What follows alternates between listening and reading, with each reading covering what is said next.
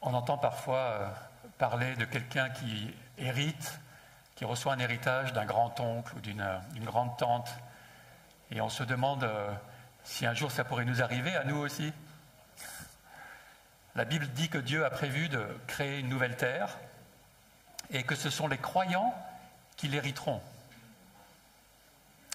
Désirez-vous recevoir un héritage dans ce nouveau monde que Dieu a prévu ? Pas un héritage passager, mais un héritage éternel. Alors écoutez bien cette parole de Jésus en Matthieu 5,5. Si tu peux la... Voilà, super. Merci Benjamin. Heureux ceux qui sont doux, car ils hériteront la terre. C'est la troisième béatitude que Jésus prononce. Alors béatitude vient du mot latin beati, qui veut dire heureux. Et il prononce cela au début de ce grand sermon sur la montagne, qui est bien connu. Alors nous avons dit précédemment que ces béatitudes ne sont pas détachées de ce que Matthieu a déjà annoncé. C'est avant tout aux disciples de Jésus, à ceux qui l'écoutent et qui le suivent, que ces béatitudes s'adressent. Elles ne sont pas isolées du reste de l'Évangile, mais elles montrent l'attitude des croyants. Dans le plan de Dieu pour leur salut, un plan qui est en train de s'accomplir avec la venue de Jésus, avec son enseignement, mais surtout avec son sacrifice et sa résurrection à venir. Les béatitudes s'insèrent dans un appel à la repentance, c'est-à-dire un appel au changement d'attitude que Jésus a adressé au peuple, en faisant comprendre que la repentance est vraiment la seule réaction appropriée face au royaume de Dieu, au royaume des cieux qui vient. Nous avions dit que le mot heureux, ou bien heureux, qu'on peut encore traduire par prospère, parle de l'état des personnes dont il est question, de ce qu'elles sont. Les béatitudes ne sont pas quelque chose à faire pour obtenir le salut, mais elles décrivent l'attitude vers laquelle tendent ceux qui ont obtenu ce salut, ceux qui l'ont reçu. La première béatitude disait « Heureux ceux qui reconnaissent leur pauvreté spirituelle, car le royaume des cieux leur appartient. » La raison pourquoi Jésus peut dire que ceux qui sont pauvres en esprit sont heureux, c'est parce qu'ils avaient reconnu leur échec à vivre pleinement comme Dieu le veut et que leur attitude de repentance leur a permis de s'ouvrir à la grâce de Dieu, d'entrer dans son royaume, dans son règne. Ils sont heureux parce qu'ils font dès maintenant partie du royaume des cieux, parce que ce royaume, bien que ce royaume doit encore venir dans sa dimension intégrale. La deuxième béatitude, heureux ceux qui pleurent, car ils seront consolés, montrer qu'en tant que chrétiens, nous pleurons maintenant. Ça nous arrive de pleurer sur notre situation, sur la situation du monde. Nous sommes attristés. Mais qu'en même temps, nous sommes heureux, car Jésus est venu pour nous sauver, pour nous transformer, pour nous intégrer à son royaume et nous donner une espérance à nul autre égale. Quels que soient nos pleurs et nos afflictions pendant cette vie, Dieu nous consolera si nous nous réfugions en lui à travers Jésus, et cette consolation sera parfaite. Parfaite.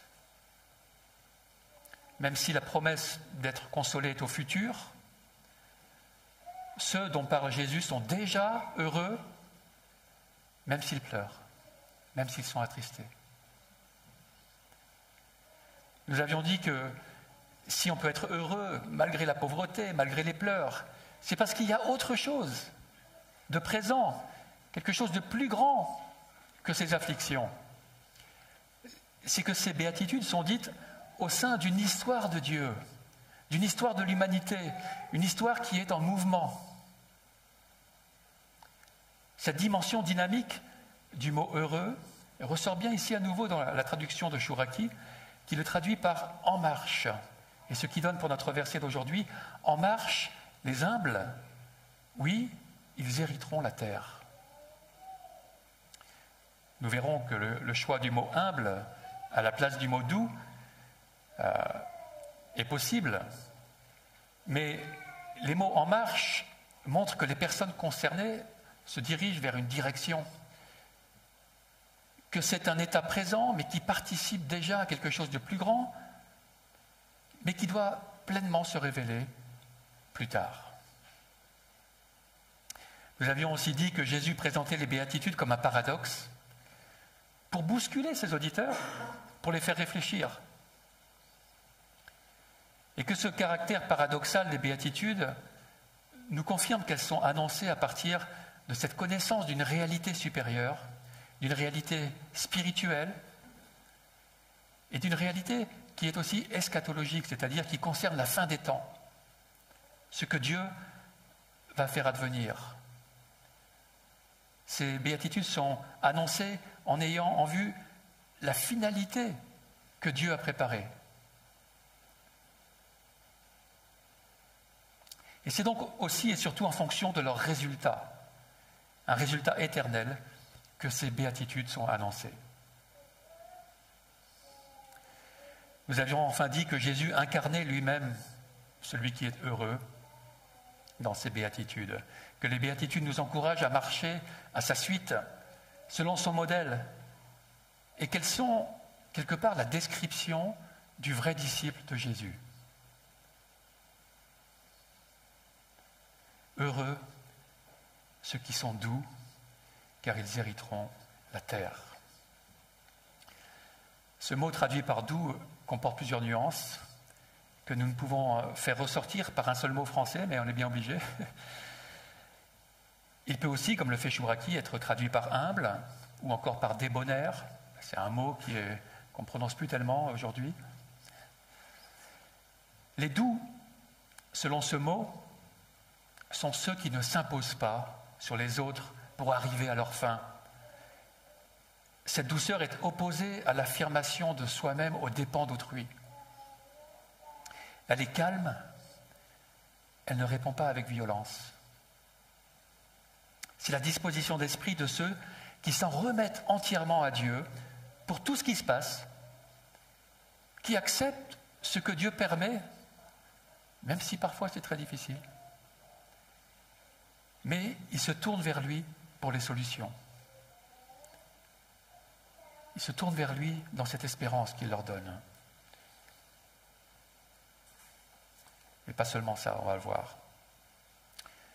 Ce mot « doux » était par exemple utilisé par les Grecs pour parler d'animaux apprivoisés ou d'animaux qui arrivaient à se comporter gentiment les uns envers les autres et avec les êtres humains.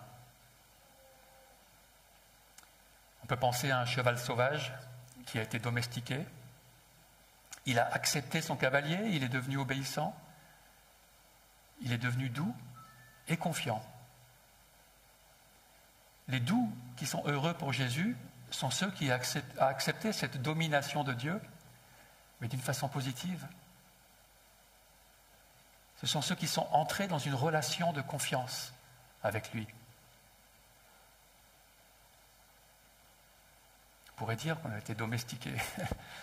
Ouais. En tout cas, c'est le cas pour moi. Ouais. Les doux qui sont heureux donc, ont accepté cette domination de Dieu d'une façon positive. Et il faut par ailleurs savoir que lorsque dans Matthieu 5,5, dans notre verset d'aujourd'hui, Jésus dit que les doux hériteront la terre, c'est à partir du psaume 37, verset 11, dans la version grecque, qu'il le cite exactement, mot pour mot. Alors c'est une version qui est appelée aussi la Septante. En chiffres romains, ça fait LXX. Vous verrez plusieurs fois que quand on cite la Septante, la version grecque de la Bible, on dit LXX. Ça veut dire 70 en romain. Alors ce psaume que David a aussi cité la semaine dernière, si vous vous rappelez, ceux qui étaient là, en rapport à la patience. Et la patience, on va voir qu'elle se retrouve dans beaucoup de passages aux côtés de la douceur. Donc ce psaume est un psaume de sagesse, écrit à l'origine en hébreu, avec chaque strophe qui commence par une lettre successive de l'alphabet hébreu. Donc c'est une façon poétique pour le psalmiste de faire ressortir des vérités. Et on voit dans ce psaume que la notion d'hériter la terre apparaît au moins 6 fois. Ce psaume ne s'adresse pas à Dieu, comme bien d'autres, mais il s'adresse aux hommes, aux humains, afin qu'ils réfléchissent à la finalité de leurs actes. On y voit une description de ceux que Dieu approuve et à qui il donnera donc la terre en héritage. La terre ou le pays, parce que autant en grec qu'en hébreu, c'est le même mot qui peut être traduit par terre ou pays, en fonction du contexte. Ce psaume oppose les méchants d'un côté, ce sont ceux qui ne tiennent pas compte de Dieu, qui jouent des coudes pour arriver à leur fin, et de l'autre côté, les justes, les humbles. Dans ce psaume, les justes et les humbles sont décrits comme étant ceux qui se confient en Dieu, ceux qui font le bien, qui ont la foi, qui ont la confiance en Dieu, qui font de Dieu leur délice, dit le psaume, qui espèrent en lui. Et on va voir un extrait qui montre cette attitude recherchée par Dieu au verset 7 du psaume 37. « Garde le silence devant le Seigneur et attends-le.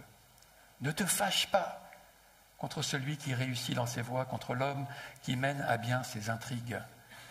Laisse la colère, abandonne la fureur. Ne te fâche pas, ce serait mal faire. Car les mauvais seront retranchés. Et ceux qui espèrent le Seigneur posséderont la terre, posséderont le pays. Encore un peu de temps, plus de méchants. Tu examines le lieu qu'il habitait, plus personne. Les pauvres, verset 11, posséderont le pays. Une paix abondante fera leur délice. C'est la Nouvelle Bible Second qui traduit cela.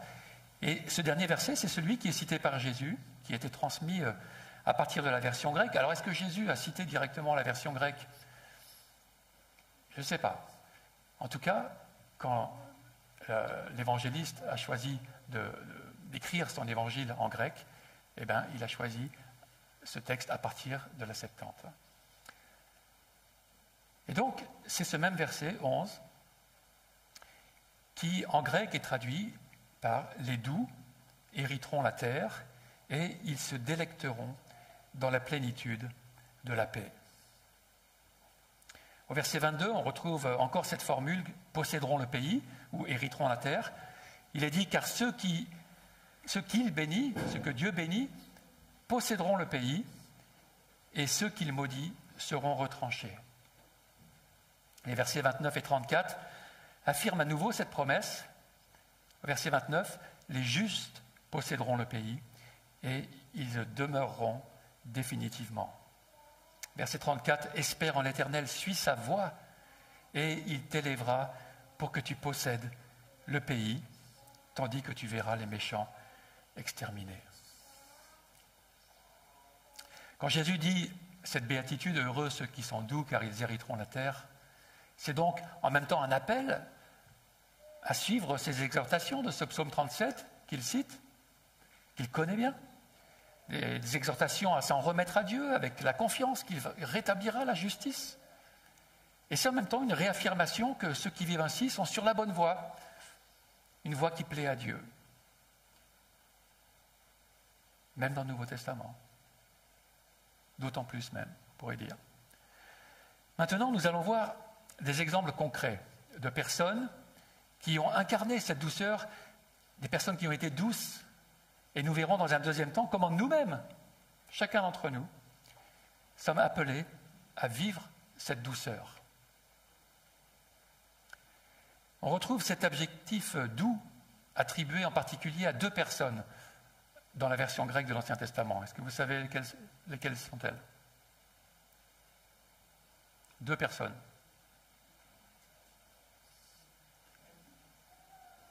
Alors David, il y a un psaume dans la version grecque qui parle des douceurs de David, mais je ne l'ai pas retenu, parce que dans l'hébreu, ça ne ressort pas beaucoup. Mais ça aurait pu. Il a été doux en bien des moments. Alors, 2 personnes dans l'Ancien Testament. Moïse, c'est vrai, voilà. Et le deuxième? Jean? Jacob? Non. En tout cas, il n'a pas été qualifié de doux. Alors, je vous laisse la surprise. On va y venir. Alors, donc tout d'abord, ce mot doux est attribué à Moïse, en Nombre 12, verset 3.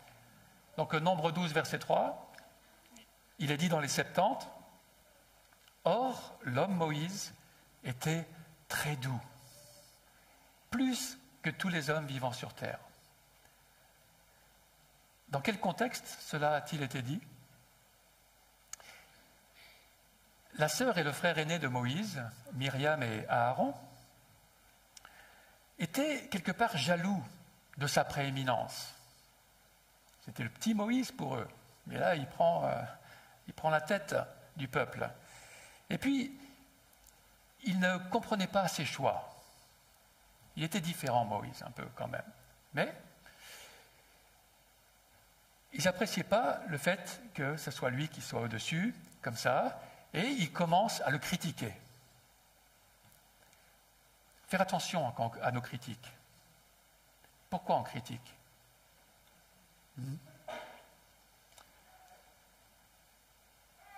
Leur première critique concernait la femme Cushite, nous dit le texte, qu'il avait épousée.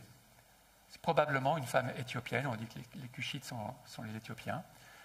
Donc une femme noire.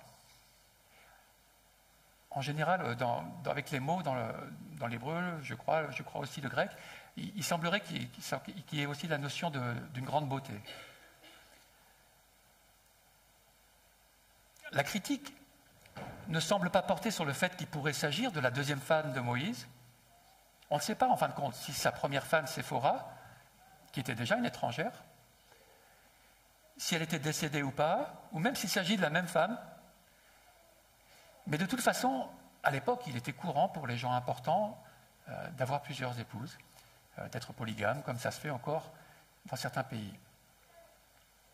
Alors pourquoi cette critique? Était-ce parce que cette femme prenait trop de place auprès de Moïse, qu'elle l'écartait de la famille? Ou était-ce déjà simplement un racisme primaire? Un racisme primaire qui existe encore aujourd'hui, n'est-ce pas? Simplement parce qu'elle était d'un autre peuple? D'une autre couleur de peau? En tout cas, il critique Moïse pour son choix d'épouse. Ça, c'est clair dans le texte. Et ils se mettent ensuite en avant, clamant que Dieu parlait aussi par leur bouche, et pas seulement par celle de Moïse, impliquant que Moïse prenait délibérément de l'importance parmi le peuple, et qu'ils estimaient aussi pouvoir en être capables. Leur attitude critique déplut à Dieu,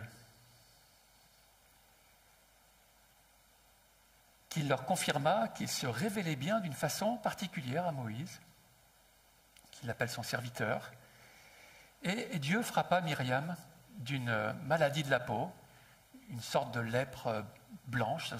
Son corps est devenu tout blanc comme un bébé mort-né. C'est pas une jolie image, hein.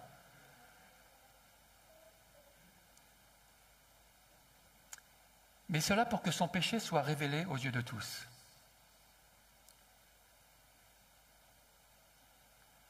Dieu fait en sorte qu'elle devienne impure. Alors pourquoi Myriam et pas Aaron?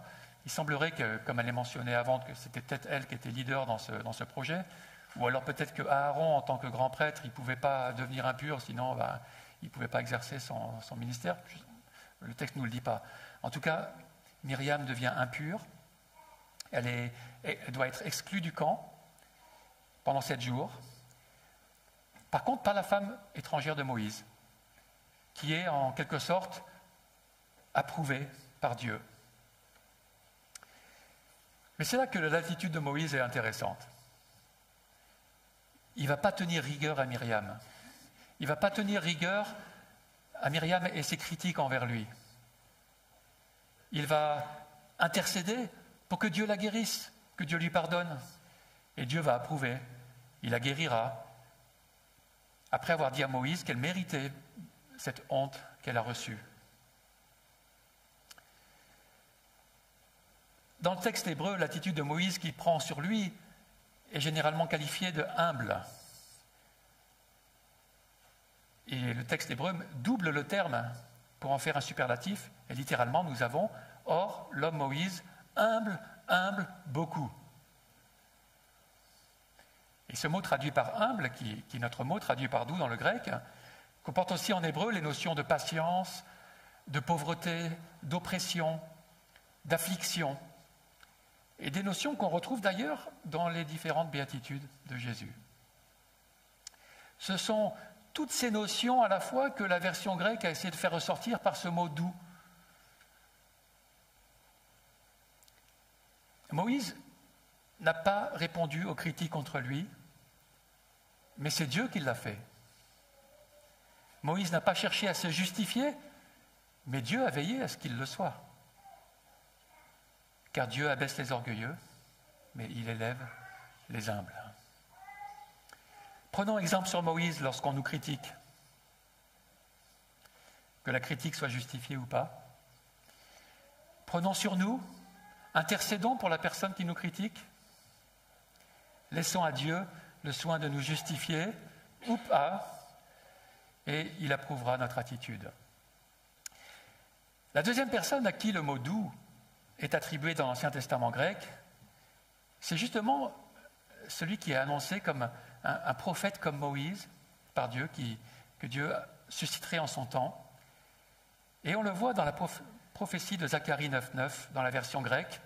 « Réjouis-toi grandement, Sion, ma fille, annonce à haute voix, Jérusalem, ma fille, voilà que ton roi vient à toi, juste et sauveur, il est plein de douceur.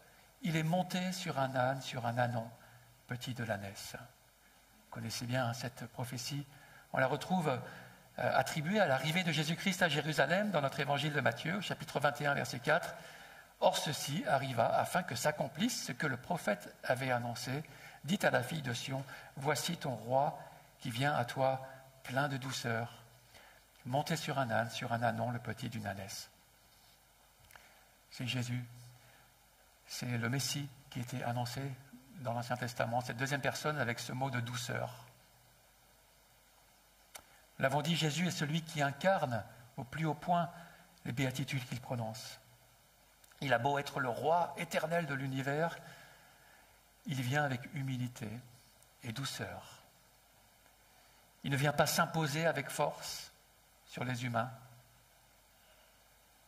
Au contraire, il vient pour soulager, pour relever. Nous retrouvons cette attitude de douceur dans Matthieu 11, verset 28, où il dit à ceux qui l'entourent, « Venez à moi, vous tous qui êtes fatigués et courbés sous un fardeau, et je vous donnerai du repos. Acceptez mes exigences, laissez-vous instruire par moi, car je suis doux et humble de cœur, et vous trouverez le repos pour votre âme. »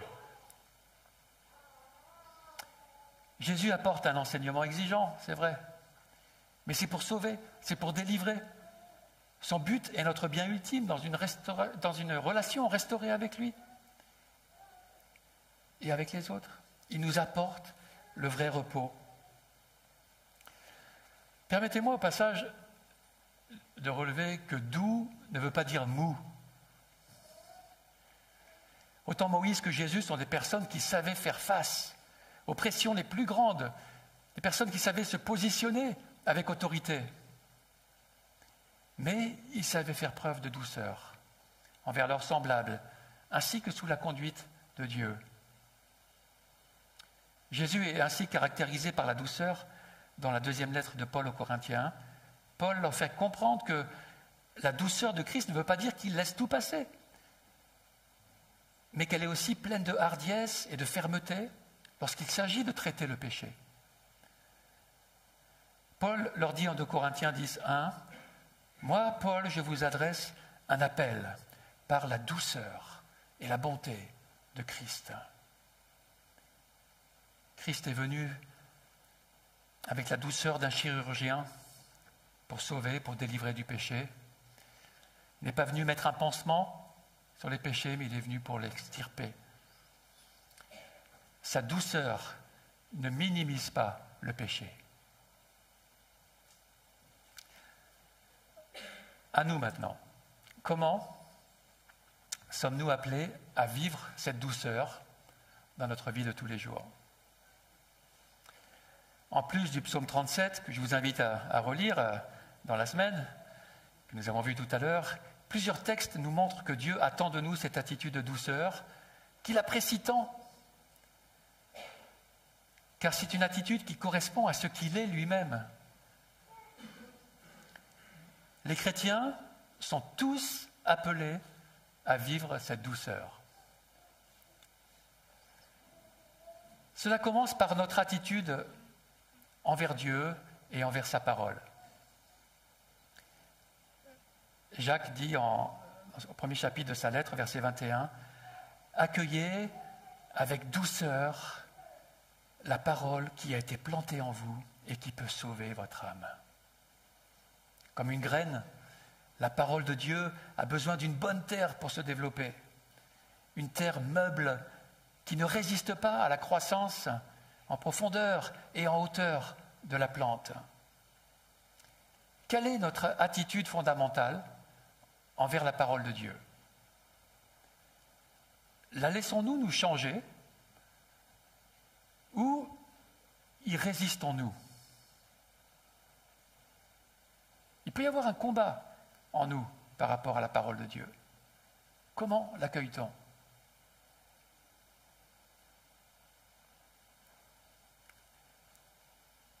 Avec douceur, nous dit le texte. Et le salut de notre âme en dépend, ainsi que les choix que nous ferons dans notre vie, en fonction de la parole, de comment on l'a laissée, comment on l'a accueillie, ou pas. Sans tenir compte de la parole, on fera des choix autres, parce qu'on n'aura pas accueilli avec douceur la parole de Dieu plantée en nous. Heureusement, nous ne sommes pas laissés livrer à nous-mêmes pour cela. La douceur nous est demandée, mais en même temps, elle nous est donnée. Car elle provient d'un changement de cœur opéré par l'Esprit Saint qui produit cette douceur dans le croyant. Ainsi, Galates 5, 22 dit parmi d'autres choses que le fruit de l'Esprit, c'est la douceur. La douceur se manifeste donc et se développe dans nos vies si le Saint-Esprit est en nous. Lorsque Jésus dit « heureux les doux », il ne pense pas à une qualité que nous aurions développée par nous-mêmes, par nos propres forces, mais plutôt à l'action de Dieu en nous, à laquelle nous nous sommes ouverts, à laquelle nous avons adhéré. C'est pourquoi tous ceux qui ont reçu l'Esprit de Dieu ont cette capacité d'être doux. Ils y sont intérieurement encouragés. Quelques versets plus loin, Paul dit encore en Galates 6, 1, « Frères et sœurs, si un homme vient être surpris en faute, vous qui êtes spirituels, c'est-à-dire qui avez l'Esprit de Dieu en vous, redressez-le dans un esprit de douceur. » Une personne douce est une personne humble et patiente. Elle sait qu'elle n'est pas meilleure que l'autre et que la progression dans la maturité chrétienne peut prendre du temps. Comme Jésus, la personne douce ne cassera pas le roseau abîmé, elle n'éteindra pas la mèche qui fume encore. Elle se met à la place de l'autre. Elle n'est pas dans la rivalité ou la jalousie, mais elle se sent solidaire, comme faisant partie d'un même corps. Ainsi, Paul dit en Éphésiens 4.2, « En toute humilité et douceur, avec patience, supportez-vous les uns les autres dans l'amour. Efforcez-vous de conserver l'unité de l'esprit. Par le lien de la paix, il y a un seul corps, un seul esprit. » Et il va dans le même sens au Colossiens 3.12. « Ainsi donc, en tant qu'être choisi par Dieu, saints et bien-aimés, revêtez-vous de sentiments de compassion, de bonté, d'humilité, de douceur, de patience. Supportez-vous les uns les autres, et si l'un de vous a une raison de se plaindre d'un autre, pardonnez-vous réciproquement. Tout comme Christ vous a pardonné, pardonnez-vous aussi. Cet esprit de douceur ne cherche pas à faire valoir ses droits. Il cherche avant tout le bien de la communauté, cette communauté que le Seigneur a créée. Nous l'avons dit, une personne douce a confiance en Dieu. Elle trouve en lui sa sécurité, elle trouve en lui sa raison d'être. Et elle peut donc supporter qu'on lui fasse des torts. Elle n'a pas besoin de les relever. Elle passe par-dessus et les oublie parce que le bien commun lui est plus important. Daniel Furter relève que la douceur met de l'huile dans les rouages. À l'opposé de l'esprit revendicatif qui défend ses droits à tout prix, elle se manifeste par la soumission, paisible, au Seigneur d'abord, aux autres ensuite. On retrouve cela dans l'attitude des époux au sein du mariage. L'apôtre Pierre dit ainsi aux épouses que c'est à cette douceur qu'elles doivent travailler, bien plus qu'à leur apparence extérieure. 1 Pierre 3,3, que votre parure ne soit pas une parure extérieure, des cheveux tressés, ornements d'or ou vêtements élégants, mais plutôt celle intérieure et cachée du cœur, la pureté incorruptible d'un esprit doux et paisible qui est d'une grande valeur devant Dieu. On voit ici ce qui a de la valeur, une grande valeur pour Dieu. C'est plutôt la façon dont on est en relation à l'autre que la façon dont on cherche à paraître. Alors cela ne veut pas dire que l'apparence doit être négligée, mais il faut se rappeler qu'elle n'est pas ce qu'il y a de plus important. Cette attitude douce et paisible qui se repose en Dieu, qui ne se laisse pas troubler, pourra gagner le cœur d'un mari récalcitrant bien plus que des paroles nombreuses ou qu'une apparence extérieure. L'apparence s'adresse aux yeux, s'adresse à la chair. La douceur s'adresse au cœur. Pierre reprend quelques versets plus loin le thème de la douceur, et cette fois-ci dans une relation de tous face aux incroyants. Dans 1 Pierre 3,15, « Soyez toujours prêts à défendre l'espérance qui est en vous devant tous ceux qui vous en demandent raison, mais faites-le avec douceur et respect, en gardant une bonne conscience, afin que là même où ils vous calomnient, ceux qui critiquent votre bonne conduite en Christ soient couverts de honte. » Voyez la façon de répondre à la critique encore? Par la douceur. C'est une attitude qui ne se met pas au-dessus de l'autre. Elle cherche le bien des autres. Elle fait tout pour ne pas créer d'obstacles. Ainsi, attention à notre manière de faire de l'apologétique, ce qu'on appelle la défense de la foi. On peut parfois chercher à s'imposer dans la conversation, surtout quand on a toutes les réponses. On veut parfois gagner un argument. Mais tout cela va à l'encontre de cet esprit de douceur et peut gravement desservir le témoignage. Paul élargit la question du témoignage à l'attitude générale des chrétiens en Tite 3.1. Il leur dit « Rappelle-leur de se soumettre aux magistrats et aux autorités, de leur obéir, d'être prêts pour toute œuvre bonne, de ne calomnier personne, d'être pacifique, conciliant, plein de douceur envers tous. » Ce plein de douceur envers tous résume en fait toute la phrase. La personne douce peut se soumettre, elle cherche à faire du bien, elle ne calomnie même pas la personne qui dit du mal d'elle, elle cherche plutôt la paix avec une attitude conciliante. C'est pour cela qu'à chaque fois que je ne respecte pas le code de la route, une petite voix intérieure me reprend. L'esprit en moi m'encourage à la soumission, à l'obéissance, alors que ma chair y résiste. Mais je continue à apprendre que sur la route aussi, Dieu accorde plus de valeur à la douceur, en relation aux autres usagers, qu'à mes capacités de décider par moi-même à quelle vitesse je peux rouler et comment me comporter. Voilà. J'ai encore du progrès à faire. Alors bien sûr, on attend des responsables chrétiens qu'ils montrent l'exemple, aussi dans le domaine de la douceur. Paul dit à Timothée, en Timothée 6,11, « Quant à toi, homme de Dieu, fuis ces choses, c'est-à-dire la recherche de la richesse pour soi-même, et recherche la justice, recherche la piété, recherche la foi, recherche l'amour, recherche la persévérance, recherche la douceur. » Et oui, la douceur doit être recherchée. Elle est fruit de l'esprit, mais cela ne veut pas dire qu'on reste passif. Nous devons délibérément choisir la douceur lorsqu'on est tenté de ne pas le faire, d'être arrogant, d'être rude, d'être revendicatif. On doit faire le choix de la douceur. Comme l'amour, la douceur est un choix et le Saint-Esprit nous y conduit, nous y pousse, nous y encourage. En 2 Timothée 2,24, Paul dit encore « Or, il ne faut pas qu'un serviteur du Seigneur ait des conflits. Il doit au contraire être plein de bienveillance envers tous, capable d'enseigner, de supporter l'opposition. Il doit corriger avec douceur les adversaires. Peut-être Dieu leur donnera-t-il de changer d'attitude pour connaître la vérité. L'esprit de douceur est un esprit de bienveillance envers tous. Il ne cherche pas le conflit.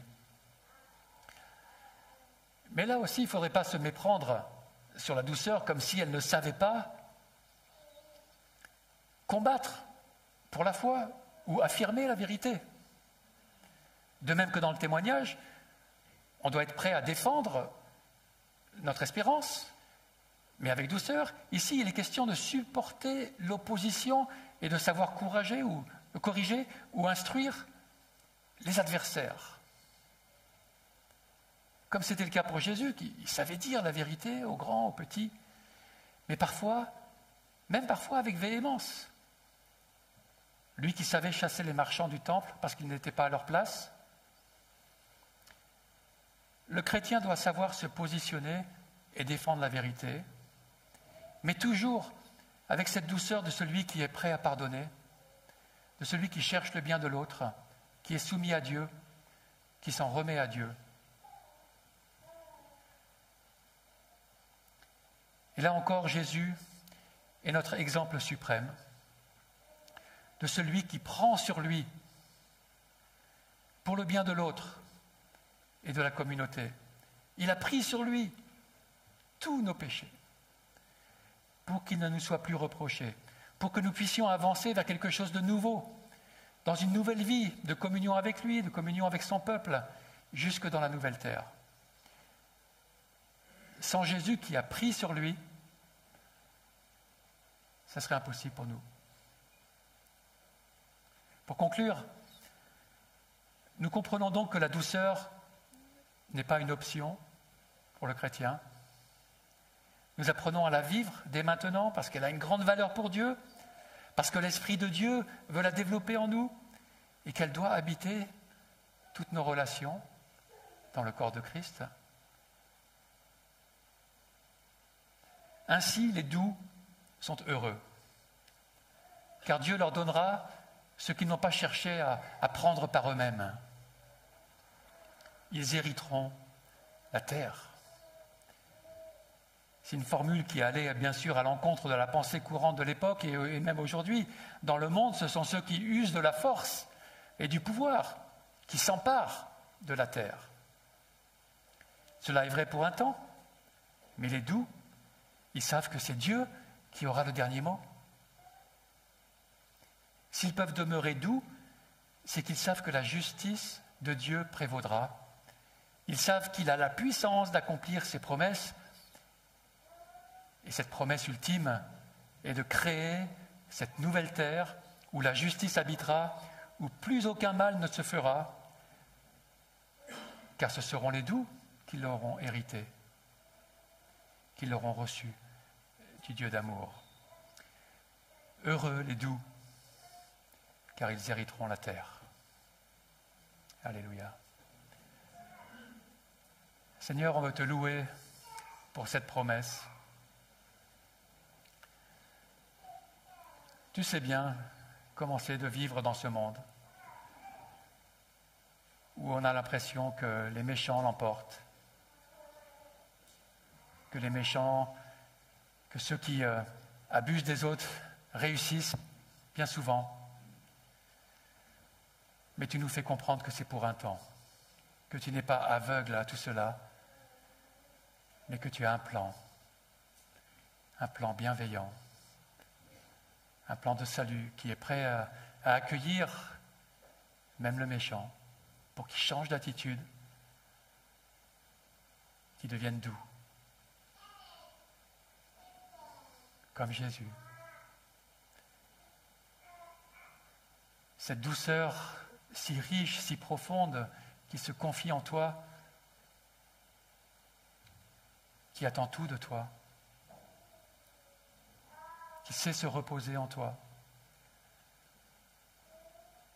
Seigneur, nous te la demandons pour chacun d'entre nous, qu'elle continue à se développer. Pardon pour toutes les fois où nous résistons. Nous n'allons pas dans le sens de la douceur, Seigneur, que ce soit sur la route ou dans la famille ou à l'école ou au travail. Pardon, Seigneur. Mais c'est vrai que tu as mis cette petite voix en nous qui nous y encourage. Être conciliant, bienveillant, chercher la paix. C'est tellement bon, Seigneur, ce que tu nous proposes. Merci pour ta grâce, merci pour ta patience et merci pour tes promesses. Au nom de Jésus. Amen.